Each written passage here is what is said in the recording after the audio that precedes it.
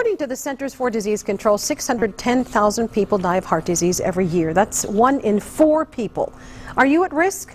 There are several tests that can help identify some problem areas to get and keep your heart healthy.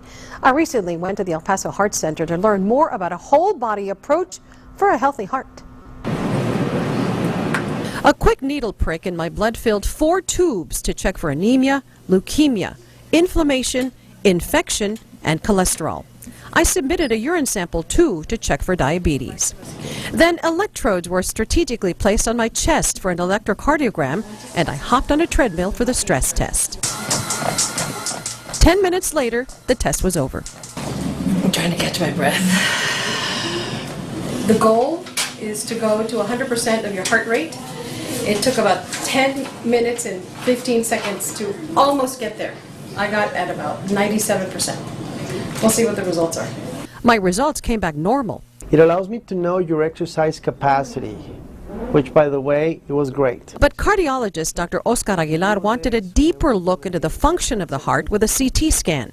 It looks at the anatomy of the heart, circulation, aorta, veins, and arteries. And it was perfect. It was 0. And we learned that somebody has 0.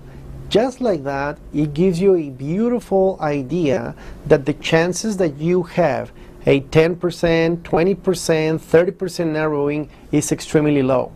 The part shaded in pink is calcium in the ribs and vertebra. There is no calcium buildup in the heart. 2 tests done, 1 more to go. Heart disease also causes strokes. 700,000 people in this country suffer an attack every year when blood flow is restricted to the brain. This happens when plaque builds up in the arteries that feed blood to the brain. Is this going to hurt? No, it's not going to hurt. This third test is a sonogram. A test that allows us to see the artery wall of the neck with a little microphone.